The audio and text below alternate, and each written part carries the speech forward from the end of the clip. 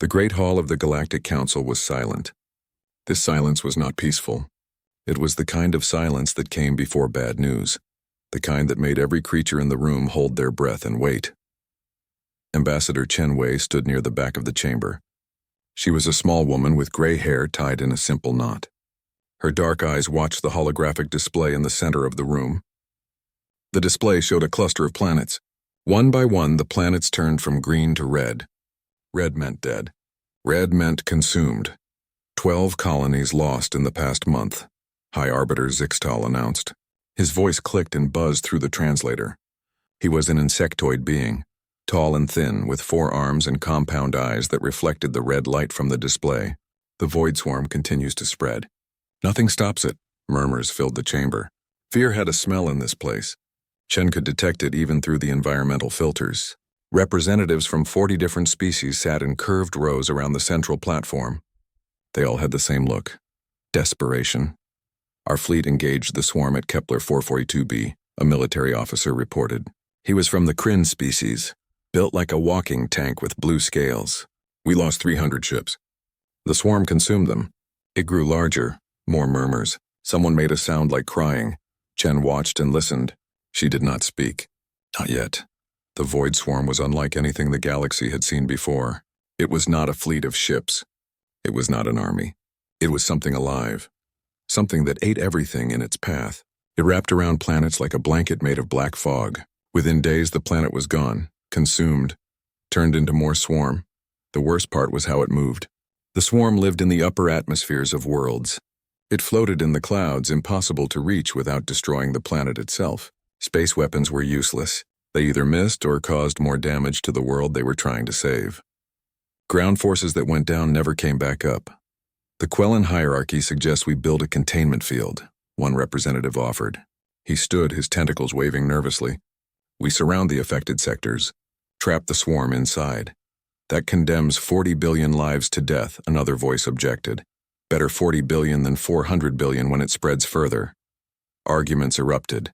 Everyone had an idea. Bigger weapons, faster ships, biological warfare, experimental bombs. Chen heard them all and recognized the pattern. They were all the same solution with different names. Hit it harder. Make a bigger explosion. Humans had tried that approach too. For the first few weeks, it had not worked.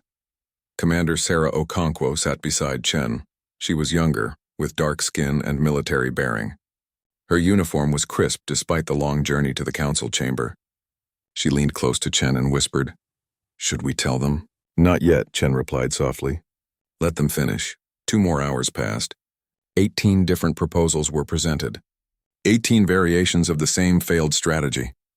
The holographic display continued to update. 2 more planets turned red during the debate. Finally, High Arbiter Zixtal raised one of his 4 hands. The chamber fell silent again. "Does anyone have a truly different approach?" he asked. His compound eye scanned the room. "Anything that is not simply a larger weapon?" Chen felt dozens of eyes turn toward the human section. Humans had a reputation in the galaxy.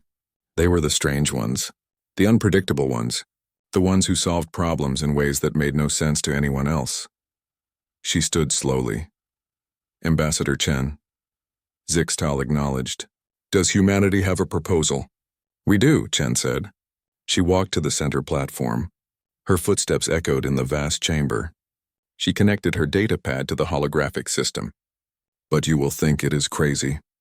"We are desperate enough for crazy," Zixtal said. Chen activated her presentation. The hologram changed. Instead of red and green planets, it showed a large asteroid. Then the asteroid began to transform. Metal structures appeared on its surface. Massive engines. Wings. Yes, wings. "We want to build a flying fortress," Chen said simply. The silence lasted exactly 3 seconds. Then the chamber erupted in noise. Laughter from some species. Angry clicking from others. Confused whistles and hums. Silence. Zixtal commanded. The noise faded to muttering. "Explain, Ambassador." Chen took a breath. "Every fleet we send fights the swarm in space. But the swarm lives in atmospheres. It floats in clouds and storms. We cannot fight it from orbit without destroying the planets." "This is known," Zixtal said impatiently. "So we go into the atmosphere," Chen continued. We take an asteroid, hollow it out, and make it fly. Not in space. In air, in clouds. In the same place the swarm lives. A Kryn officer stood abruptly. That isn't possible. Nothing that large can fly in an atmosphere. Gravity would pull it down. Not with the right technology, Commander Okonkwo said, standing beside Chen. She advanced the hologram. We install atmospheric processors that create a stable air bubble around the fortress. We use controlled fusion reactors to generate perpetual updraft. We add anti-gravity stabilizers. The fortress will swim through atmospheres like a whale swims through an ocean. Whales? Someone asked. Earth creatures, Chen explained. Very large. They live in water. This fortress will be like that, but in air. The Quellan representative waved his tentacles dismissively. Even if this works, one flying fortress against a galaxy-wide threat? It is nothing. It is a start, Chen said firmly, and it gives us something no one else has tried. We fight the swarm where it lives. We use atmospheric combat, dogfights in clouds, pressure differentials as weapons. We make the air itself our ally. More arguments exploded. The concept was too strange.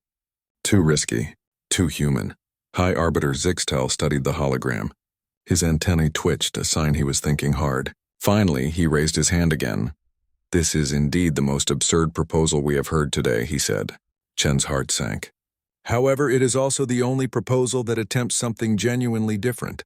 Humanity has 90 days to prove this concept works. If you succeed, we provide resources for full-scale construction. If you fail, all forces evacuate the threatened sectors and establish the containment field. 90 days is not much time, Chen said. 90 days is more than those planets have, Zixtal replied, gesturing at the display. 3 more had turned red during the meeting. Chen and Okonkwo looked at each other. 90 days to do the impossible. 90 days to build a flying mountain. We accept, Chen said. The council session ended. As representatives filed out, Chen heard laughter and whispers. The humans were attempting the impossible again. The humans were fools. The humans would fail and billions would die because of their arrogance. Commander Okonkwo stood at the viewing port looking out at the stars. Somewhere out there was asteroid X947, the barren rock they had selected. It was barely noticeable, just another piece of space debris. They think we are crazy, Okonkwo said quietly. Chen joined her at the window. They are probably right. Then we will prove them right about that, Okonkwo said with a slight smile. And wrong about everything else. 3 days later, Okonkwo stood on the surface of asteroid X947. Her magnetic boots kept her anchored to the rocky ground. Behind her, a team of 200 engineers set up the first construction modules.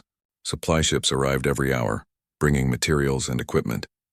She activated her communicator. Team leaders report. One by one, the reports came in. Core drilling had begun. Atmospheric processor foundations were being laid. Fusion reactor components were in transit. Okonkwo looked up at the stars. Somewhere out there, the void swarm was spreading. Consuming, killing. Let us show them what humans can build, she said to herself. The impossible work had begun. Day 15 on asteroid X947 was when the first major problem appeared. Dr. James Thornton floated in the center of the hollowed core, checking his tablet. Numbers scrolled across the screen and none of them were good. He was a thin man with gray streaks in his dark hair and permanent worry lines on his forehead. Those lines had gotten deeper in the past 2 weeks. The math does not work, he said through his communicator. We remove more mass and the structural integrity drops below safety levels. We keep the mass and the fortress is too heavy to lift. Commander Okonkwo's voice crackled back. Then we change the math. You cannot just change physics, Thornton replied, frustration creeping into his voice. No, but we can change our approach, Okonkwo said. I am coming to your location. 10 minutes later, Okonkwo arrived with Malik Hassan, the propulsion specialist. Hassan was a short, stocky man with a thick beard and hands that were always moving, always calculating invisible equations in the air. Show us the problem, Okonkwo commanded. Thornton pulled up the holographic display. The asteroid's structure appeared in blue light, rotating slowly. We need to remove 60% of the mass to make it light enough. But if we remove that much, the remaining structure cannot hold the weight of the engines and weapons. It will crack apart when we fire the main guns. Hassan stroked his beard, staring at the display. What if we do not remove the mass? I just explained why we must, Thornton said. No, listen, Hassan continued. What if we use the internal mass as ballast? Like submarines on Earth, water ships that go underwater. They take in water to sink, push it out to rise. We keep the heavy materials inside, move them around to control balance and altitude. Thornton blinked. He ran new calculations on his tablet. His eyes widened. That could work. That could actually work. The internal mass becomes a control system, not a problem. Okonkwo smiled. Change the approach, change the outcome. Get it done. The work continued. By day 30, observers from the Galactic Council arrived. They came in sleek ships, keeping their distance, watching with instruments and cameras. They did not believe the humans could succeed. They were there to document the failure. Ambassador Chen greeted them politely and gave them access to observation platforms. Let them watch, she thought.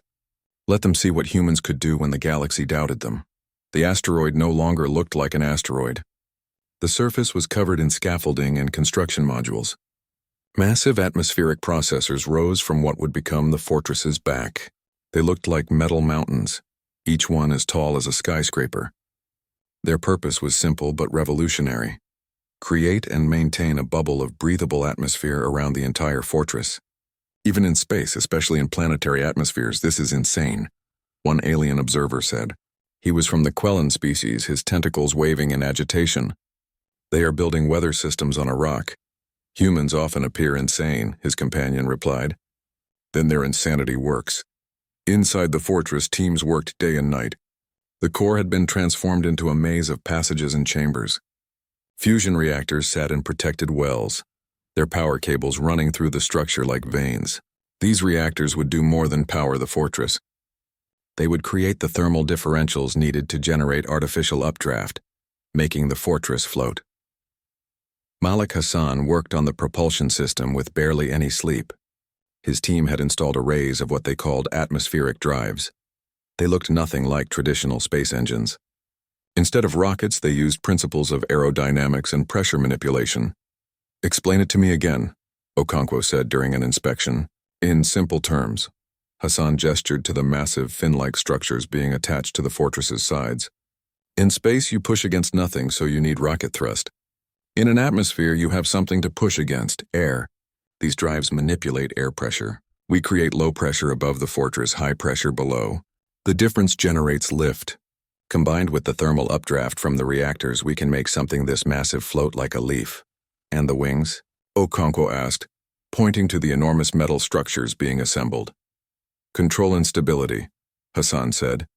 Also weapons platforms, but mainly, they let us steer by riding air currents like birds. Or whales in water. We can dive, climb, turn, a flying mountain that moves like a fighter jet. Dr. Thornton joined them, his tablet showing new data. The atmospheric processors are online and functioning.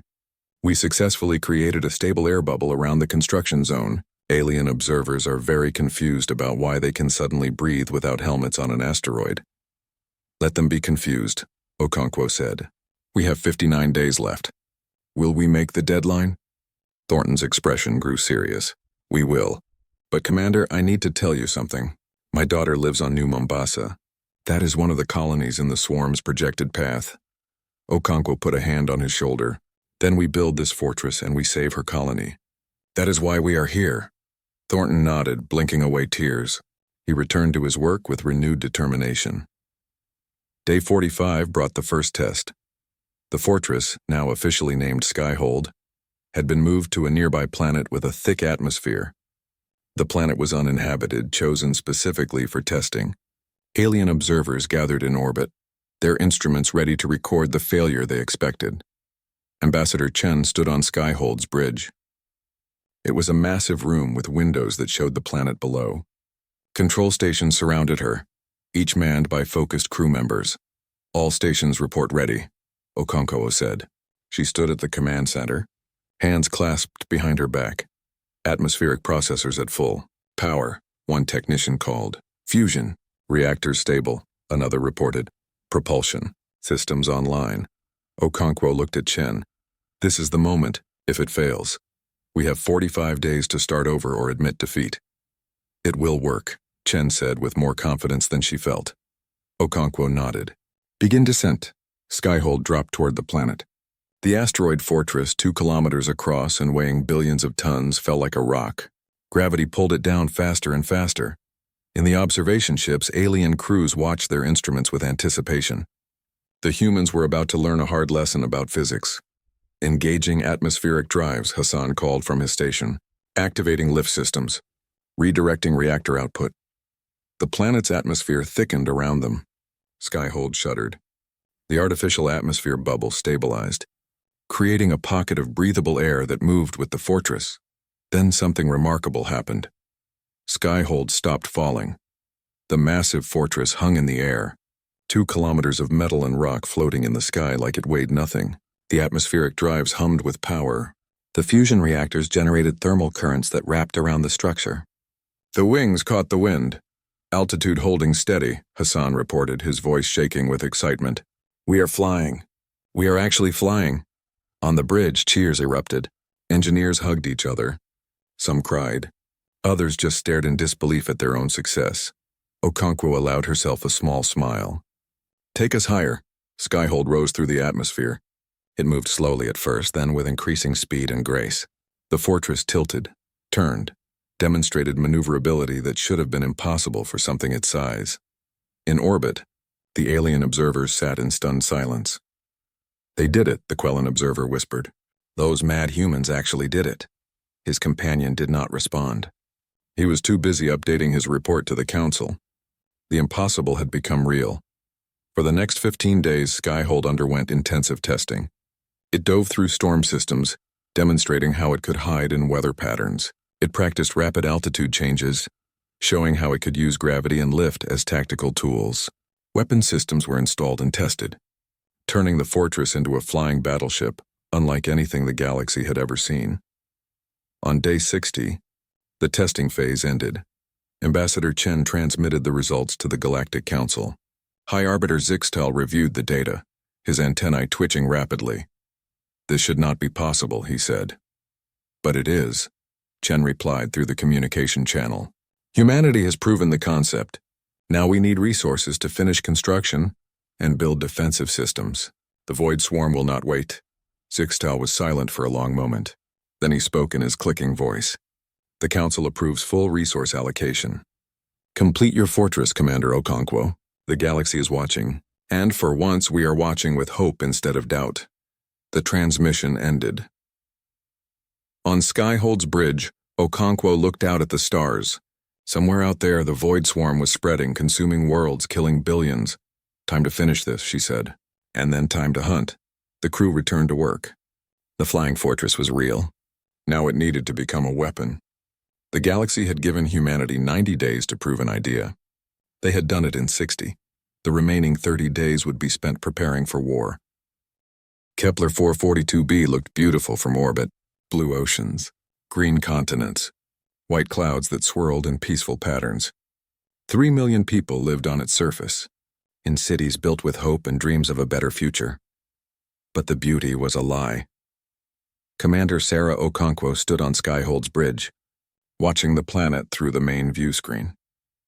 She could see the darkness spreading through the clouds, black tendrils that reached like fingers consuming everything they touched. The Void Swarm had arrived 3 days ago. The colony had maybe 2 more days before complete consumption. Status report, Okonkwo commanded. Skyhold systems are at full capacity, her second officer reported. All fighter squadrons are ready. Weapons charged. Atmospheric processors operating at optimal levels. Beside the planet, 6 Galactic Council warships waited. They had tried to fight the swarm for the past 2 days. They had fired every weapon they possessed. Plasma cannons, missile barrages, energy beams that could melt asteroids. Nothing worked. The swarm simply absorbed the attacks and grew larger. High Arbiter Zixtal's face appeared on a communication screen. Commander Okonkwo, our fleet has failed. If your fortress cannot stop the swarm, we must evacuate and destroy the planet before the swarm spreads further. Give us 24 hours, Okonkwo said. You have 12, Zixtal replied. After that, I give the order to fire planet killers. I will not let 3 million deaths become 3 billion. The screen went dark. Okonkwo turned to her crew. You heard him. We have 12 hours to do what an entire fleet could not. Pilot Tanaka, are your squadrons ready? Yuki Tanaka stood at attention. She was a small woman with sharp eyes and hands that never stopped moving. She commanded Skyhold's fighter wings, 3 squadrons of atmospheric combat craft. Ready and eager, Commander. We have been training for this. Good, Okonkwo said. She took a deep breath. Take us down. Skyhold began its descent. The alien warships in orbit watched in confusion as the massive fortress dropped toward the planet. They sent urgent messages asking what the humans were doing. Why were they diving into the atmosphere where the swarm lived? That was suicide. Okonkwo ignored the messages. She watched the view screen as Skyhold entered the upper atmosphere. The fortress shuddered slightly but held steady. The atmospheric processors activated, creating their protective bubble. Outside the bubble, the planet's air screamed past at incredible speeds. Inside, the crew breathed normally as if they were standing on solid ground. There. Lieutenant Chen pointed at the tactical display. Not Ambassador Chen, but her nephew, a young tactical officer. The swarm, 10 kilometers ahead, altitude 6,000 meters. The view screen focused on the swarm. For the first time, the crew saw their enemy clearly. It was beautiful and terrible at the same time. The void swarm looked like living smoke, black and gray tendrils that twisted through the clouds. But it was not smoke. It was alive. Millions of individual organisms working together, consuming everything organic, converting it into more swarm. As Okonkwo watched, a flock of birds flew into the swarm. They disappeared in seconds, and the swarm grew slightly larger. It is feeding, Dr. Thornton said from his science station, constantly feeding and reproducing. The biomass doubles every 6 hours. Then we stop it now, Okonkwo said, before it doubles again. Tanaka, launch your squadrons, launching now, Tanaka replied. From bays on Skyhold's flanks, 36 fighters launched into the sky. They were not space fighters. These were built for atmospheric combat, with wings that cut through air, engines that screamed with power. Each fighter was piloted by a human who had trained for months on this exact mission. Tanaka led the first squadron personally. Her fighter dove through the clouds, heading straight for the swarm.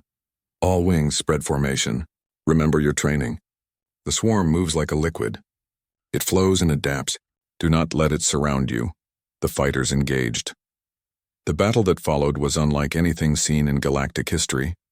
The fighters flew through the swarm, weapons blazing. But these were not energy weapons. Energy was useless against the swarm.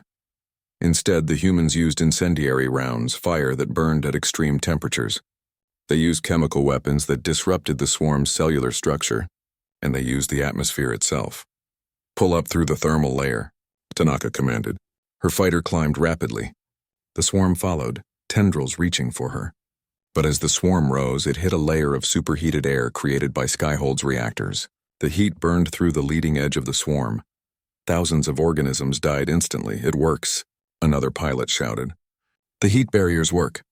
But the swarm was learning. It split into smaller groups, avoiding the heat barriers. It began to form flying organisms, creature-like forms that could match the fighter's speed and maneuverability. The swarm was adapting. On Skyhold's bridge, Okonkwo watched the battle unfold. Her fighters were skilled, but the swarm was vast. For every section they destroyed, 2 more appeared. We are not killing it fast enough, Lieutenant Chen reported. At this rate, the swarm will reach critical mass before we can eliminate it. Okonkwo studied the tactical display. The swarm was concentrated around the planet's equator, feeding on the dense jungles there. It stayed in the lower atmosphere where the air was thick and warm. An idea formed. Malik, she said to Hassan, who stood at the propulsion station. Can we generate a pressure shockwave? Hassan's eyes widened. You want to use Skyhold as a weapon? Can we do it? Okonkwo repeated. Hassan's fingers flew across his controls, running calculations. If we dive at full speed, then trigger a rapid altitude gain using all atmospheric drives at once, we create a massive pressure differential. It would be like an explosion but made of air. The shockwave could flatten everything in a 5-kilometer radius. But Commander, Dr. Thornton interrupted, the stress on Skyhold's structure would be enormous. We could crack the hull. We could lose atmospheric integrity. Or we could kill the swarm, Okonkwo said. Malik, plot the course. Take us to 7,000 meters directly above the swarm's center mass. Tanaka, she called to the fighter commander. Pull your squadrons back. Clear the area around the swarm, 5 minutes. Understood, Commander. All wings disengage and climb. Clear the combat zone. The fighters broke off their attacks and climbed rapidly, leaving the swarm below. Skyhold descended. The massive fortress dropped through the clouds like a stone, 2 kilometers of metal and rock falling faster and faster. The swarm sensed the approaching mass and began to rise, tendrils reaching upward, preparing to consume this new meal. 3,000 meters. Hassan counted down. 2,000. 1,000. 500 meters. Hold steady. Skyhold was now just 500 meters above the swarm's center. The black tendrils touched the atmospheric bubble, trying to penetrate it. Now Malik, Okonkwo commanded. Hassan engaged every atmospheric drive simultaneously. He redirected all fusion reactor output to the lift system. Skyhold stopped falling and began to rise, not slowly, but explosively fast. The fortress shot upward like a rocket. The pressure differential was instantaneous and catastrophic. The air below Skyhold collapsed inward, then expanded outward in a massive shock wave. The blast wave hit the swarm with the force of a nuclear explosion, but there was no radiation, no fire. Just pure pressure, air compressed and released with devastating effect. The swarm disintegrated. Millions of organisms were torn apart by the pressure wave. The swarm's structure collapsed.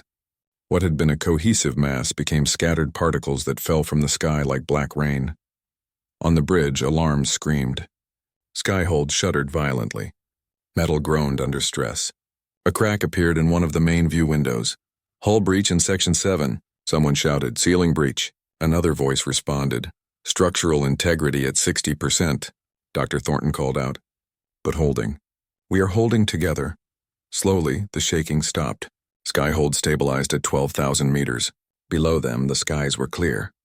The swarm was gone, its remains falling to the ground where they would decompose naturally.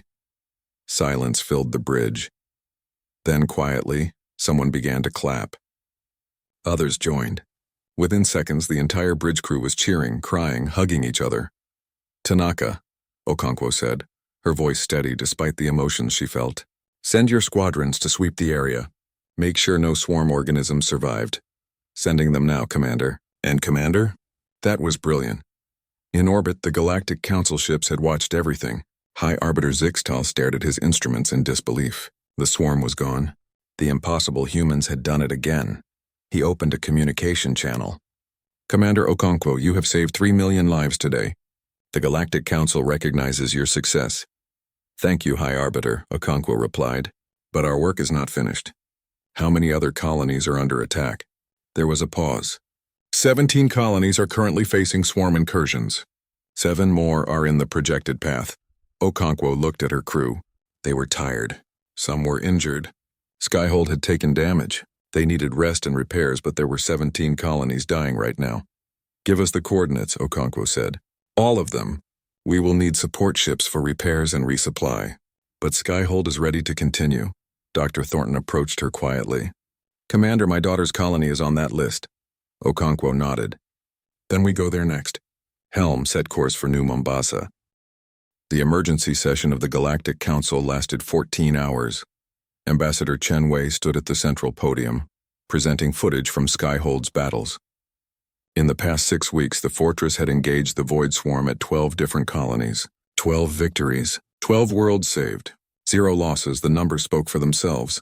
The data is clear, Chen said, her voice carrying through the chamber. Atmospheric combat works.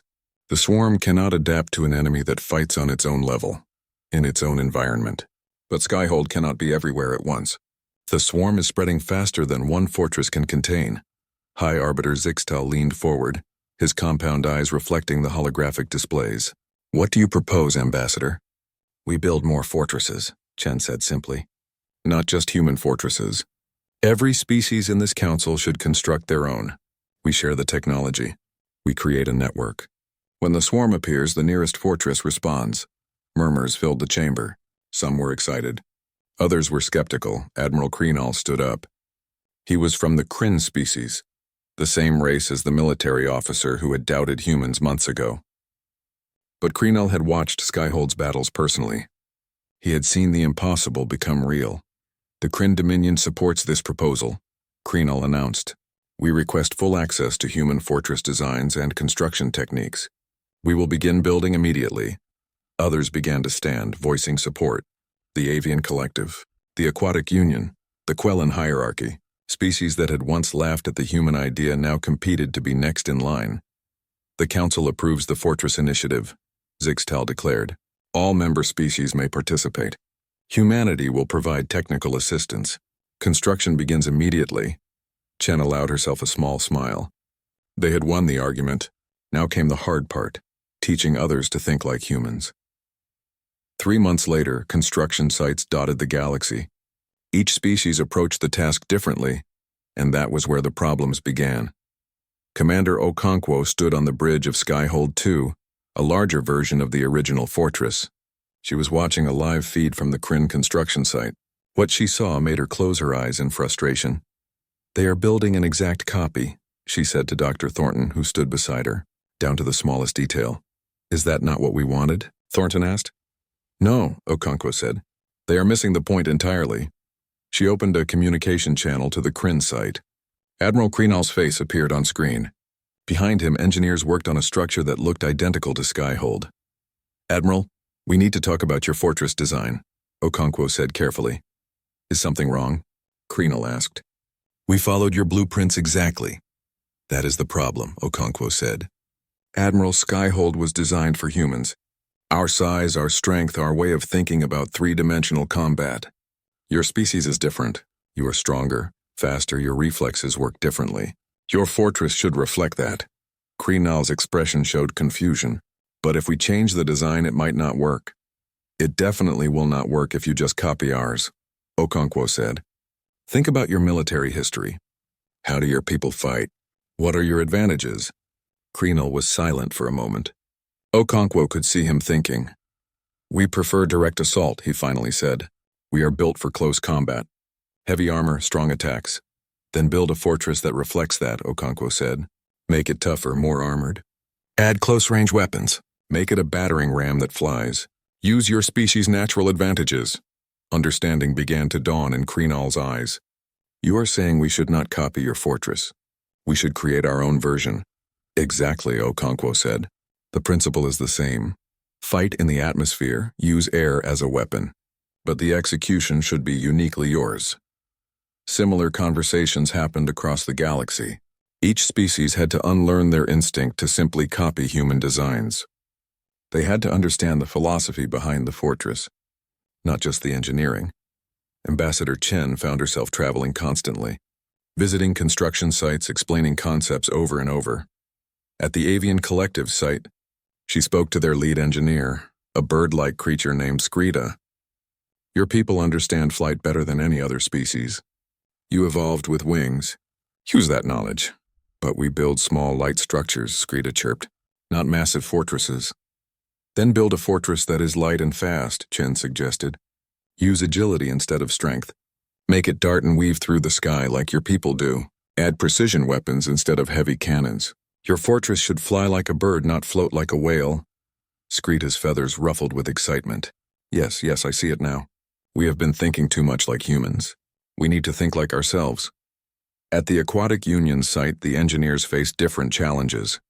Their species lived underwater. They understood pressure and depth but struggled with air. "The atmosphere is like a vertical ocean," Chen explained to their chief designer, a massive being named Depth Speaker. "You know how to build submarines that withstand crushing pressure. Apply that knowledge. Build a fortress that can dive deeper into atmospheres than anyone else. Use pressure as your weapon." Depth Speaker's translator buzzed. "Our craft will be slow but unstoppable, like the great whales of Earth's oceans." "Exactly," Chen said.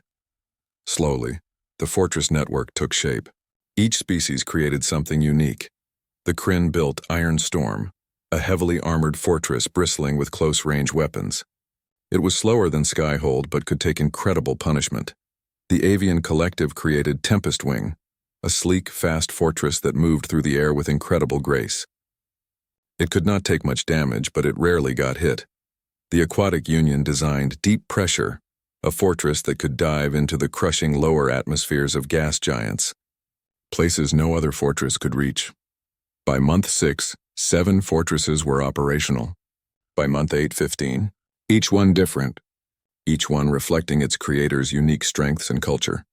Then the swarm adapted. Commander Okonkwo received the first reports while Skyhold 2 was patrolling the outer territories. The swarm had attacked a colony world called Haven's Rest. Ironstorm had responded following standard tactics. But something was different. The swarm is flying, the tactical report stated. Individual organisms have developed wing-like structures. They are engaging our fighters in aerial combat. Okonkwo felt her blood run cold. The swarm was learning. It was evolving. She opened an emergency channel to all fortress commanders. This is Commander Okonkwo. The swarm has adapted to our tactics. It is now capable of aerial combat. Do not underestimate it. Repeat, do not underestimate it. At Haven's Rest, Admiral Kreenall faced the new threat personally. His fortress, Ironstorm, was surrounded by flying swarm organisms. They looked like black birds made of smoke and death. They attacked the fortress's atmospheric bubble, trying to penetrate it. All weapons, fire, Kreenall commanded. The fortress's cannons blazed. Many swarm organisms died, but more appeared. They were learning to dodge, to weave, to survive. We need support, Kreenall said into his communicator. Tempest Wing responding. Skrita's voice came through. ETA 10 minutes. Deep pressure is also en route, Depth Speaker added. We will arrive in 15 minutes, Kreenall smiled grimly. Acknowledged. Ironstorm will hold position. The battle that followed showed the strength of the fortress network. Ironstorm held the center, its heavy armor absorbing attacks while its weapons blazed. Tempest Wing arrived and began darting around the swarm, its precision weapons picking off organisms with incredible accuracy. Deep pressure came from below, rising through the lower atmosphere, its pressure weapons crushing swarm organisms like insects. The swarm fought hard, but 3 fortresses working together was too much. Within 2 hours, the swarm was destroyed, but the message was clear. The war was entering a new phase. Back at the Galactic Council, Ambassador Chen addressed the assembled representatives. The swarm is adapting. It will continue to adapt. We must stay ahead of it. How? Someone asked. If it can learn everything we do, how do we win? By working together, Chen said. Each species has unique strengths. The swarm can adapt to one tactic, but it struggles against coordinated attacks from multiple approaches.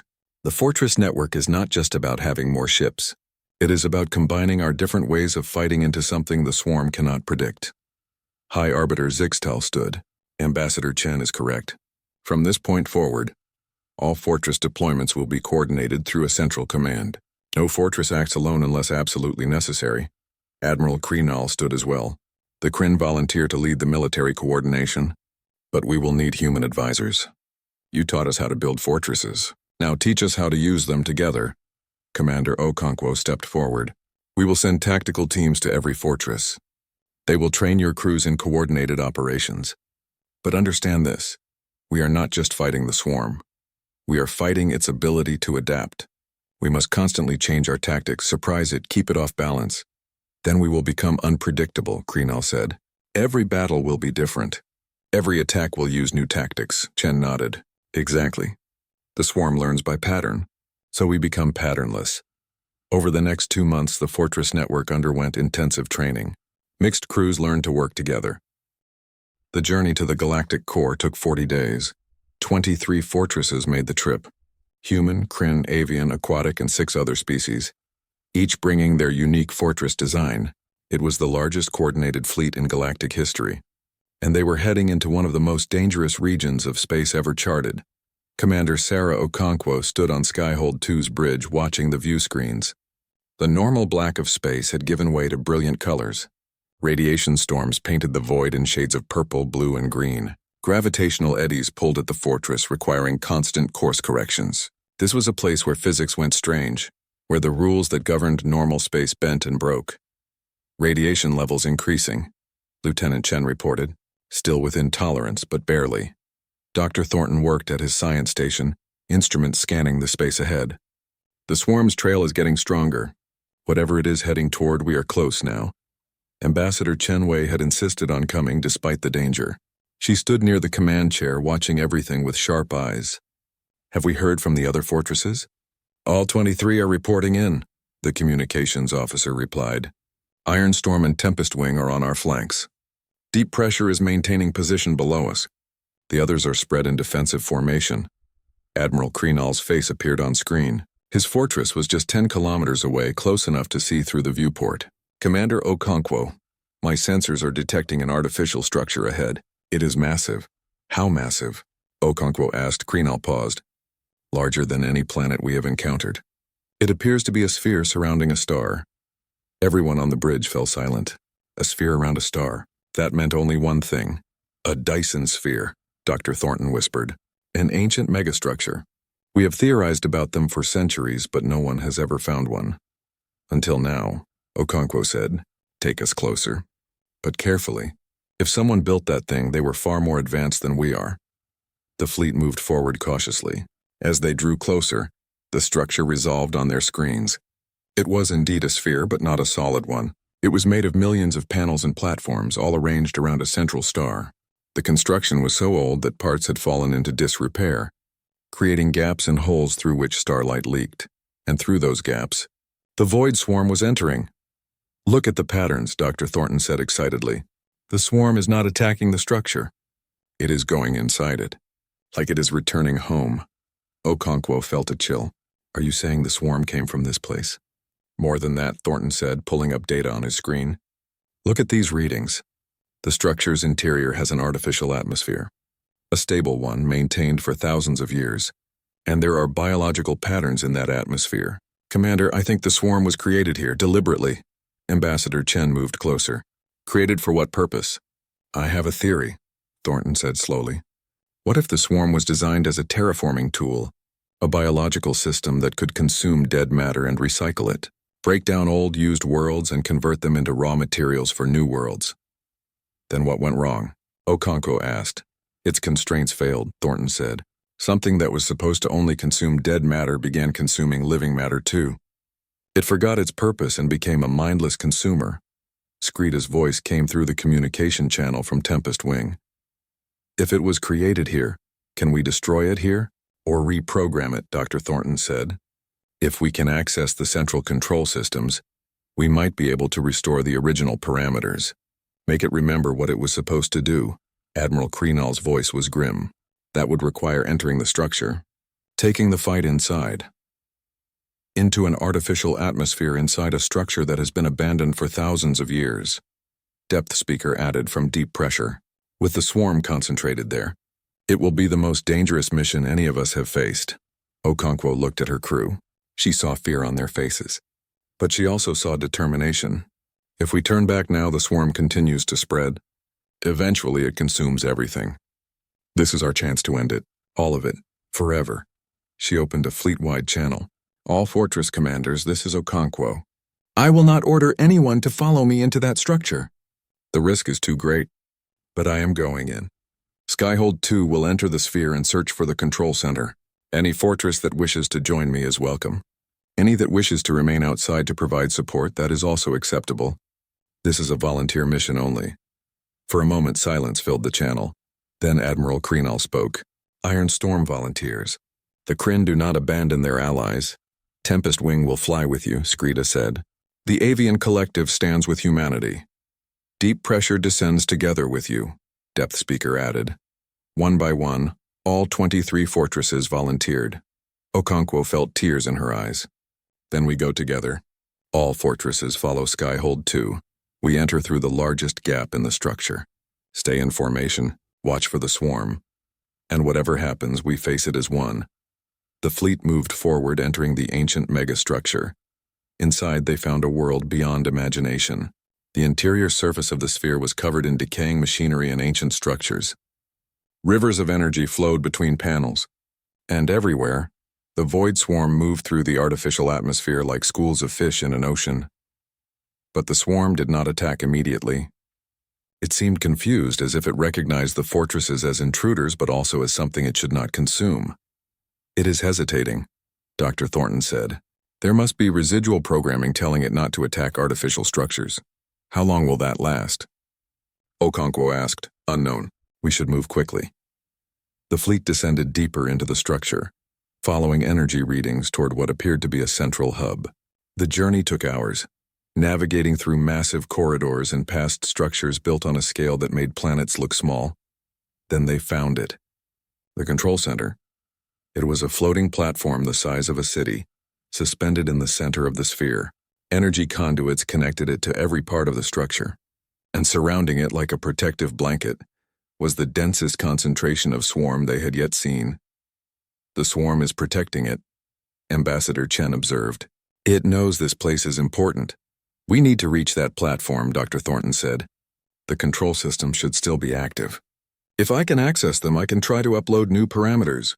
Through all that swarm? Lieutenant Chen asked. It will tear us apart. Okonkwo studied the tactical display, thinking. Then she opened the fleet channel. All fortresses, listen carefully. We need a distraction, a big one. We draw the swarm away from the central platform while a small team enters and accesses the controls. I will take my team, Dr. Thornton said immediately. No, Okonkwo said. You are too valuable. If you die, no one else can operate those controls. You tell someone else what to do and they go. Dr. Thornton started to protest, then stopped. He looked at Okonkwo. It should be someone with engineering knowledge. Someone who can adapt if things go wrong. Someone like you, Okonkwo finished. She smiled sadly. I know. But you have a daughter waiting for you on New Mombasa. I have no one waiting for me. The team will need an engineer and a soldier. I volunteer to go. And I will go as the engineer, a young officer stepped forward.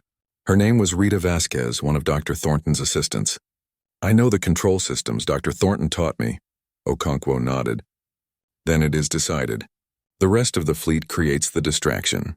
Vasquez and I reach the platform. Dr. Thornton, you guide us remotely. The plan was set in motion. 22 fortresses spread out in formation, then opened fire on the swarm. Every weapon blazed at once. The swarm responded, pulling away from the central platform to engage the attackers.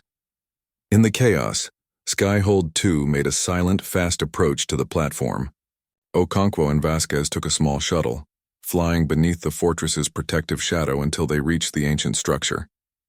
They landed on the platform and ran for the control center. The building was ancient, covered in dust and decay, but it still had power. Lights flickered on as they entered. Inside, they found technology beyond their understanding. Holographic displays showed information in languages no one had spoken for thousands of years. But underneath the alien design, they recognized the basic structure, control systems, programming interfaces, a way to give the swarm new instructions. Start uploading the new parameters, Okonkwo said, standing guard at the door. Vasquez worked frantically, her hands flying over the controls. Dr. Thornton's voice guided her through the remote link. There, that panel. That is the primary control interface. Outside, the battle raged. The fortresses were holding, but barely. The swarm was too vast, too concentrated. Fortresses were taking damage. Tempest Wing reported critical systems failing. Ironstorm's armor was being worn down. We are running out of time. Admiral Kreenal's voice crackled over the communication channel. Almost there, Vasquez said, sweat pouring down her face. I am uploading the patch now. It is integrating with the ancient code. But there is a problem. The system requires manual confirmation. Someone has to physically press the activation command, and the console is inside a radiation-shielded chamber. Anyone who goes in will receive a lethal dose.